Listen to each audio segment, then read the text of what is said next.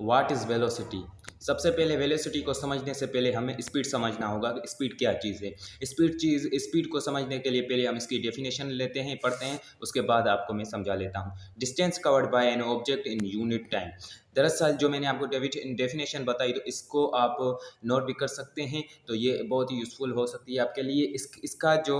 इसका जो क्वांटिटी है, जो इस क्वांटिटी में स्पीड आती है वो स्केलर क्वांटिटी है, तो ये आपको जहन में रखना नहीं।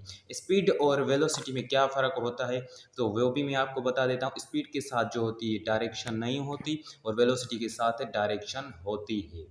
अब वे अब जो है स्पीड की जो क्वांटिटी है वो कौन सी है, वो दरअसल मैंने आपको पहले ही बताया कि वो स्केलर क्वांटिटी है। अब आ जाते हैं हम वेक्टर क्वांटिटी पे।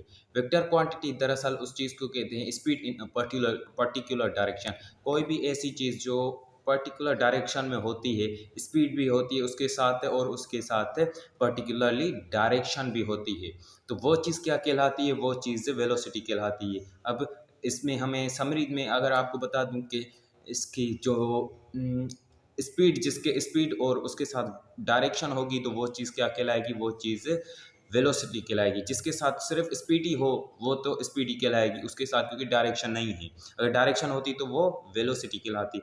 वेलोसिटी किस क्वांटिटी में आती है, वेलोसिटी दरअसल वेक्टर क्वांटिटी में आती है। तो उम्मीद करता हूँ कि आपको समझ आ गया होगा और हमारा जो नेक्स्ट लेक्चर होगा वो होगा एक्सेलरेशन पे। Thanks to all.